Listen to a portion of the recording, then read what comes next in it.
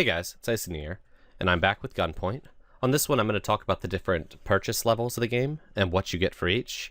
For the lowest level, $10 normally, you're going to get a DRM free copy of the game and a Steam key. For $20, and there are sales on all of these on release, but for $20 normal price, you get the game, DRM free, and on Steam. You get the soundtrack, and you get a developer commentary. We're going to get into the commentary here in a little bit, show you how all that works. The Top Dog Exclusive Edition, you get everything from before, the game, both copies of the game, the soundtrack, the commentary, and you also get a 40-minute movie on the making of Gunpoint, which I've watched a little bit of. It's really freaking cool. And you get a prototype pack, which is awesome. It's basically 9 different snapshots of the game in different stages and how, playable as they built the game up. If you're interested in game design, it's just it's really cool to see that like behind the scenes look. Like, I really enjoyed it. You get 4 exclusive tracks that aren't in the standard soundtrack. And I've listened to a couple of those. I'll put one of them on I'll put a little bit of one of them on, and it's really, really cool. And you get access to their secret beta access list. Basically, if and when they release future games, you'll be on the beta for it. So that's really cool. We're going to go through a couple of these. I'm going to start with the soundtrack here. Now, the soundtrack is going to already be on here. We're going to play a little bit of it. Actually, you know what? I'll just put a little bit of it in the behind while I'm editing. But throughout the other extras, we have a couple other things. The prototype pack. I'm going to pop open the very first one so you can see this. This is just the jumping when that was being worked on. And it's just cool to see the creation of the game as it slowly progressed. And I'm going to jump ahead a few, and like we have here, the first part with the new art. Load that up.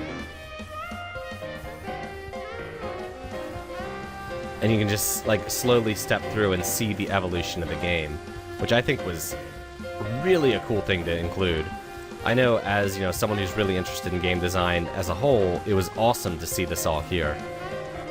But let me load the game back up, and we're going to talk about the developer commentary, because the way they did this was really cool.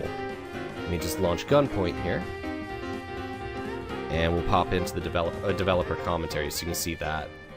But the way the developer commentary works is it'll add characters to the game like this. Hi, you press I'm up John to Robertson, talk to them. Artist on Gunpoint. First things first, I pushed us towards a pixel art style because Tom's original design And they'll talk to you while you're about playing the half level. size you see now, and we needed the clarity that nice chunky pixels can give you. Also, I've never actually done pixel art before, and I wanted to experiment with it. I feel safe admitting this now, as we've actually finished the game, and no one ever found me out. My day job is as a games journalist, and when I decided I wanted to try making a game, the only thing I really knew I wanted to do was have a game where you could kind of fling yourself around, have a jumping mechanic that was very governed by physics, because I play a lot of platformers, and I like a lot of platformers, but the jumping mechanic in platformers never really made much sense to me. The fact that you press a button to launch yourself into the air, and then while you're in the air you can kind of weave around and move, and it seemed to have nothing to do with like real jumping. And okay, Gunpoint's jumping is not in any way realistic, but I had a sense that like if it just obeyed the laws of physics, it wouldn't matter how ridiculous I made the strength of your jump, it would still feel convincing.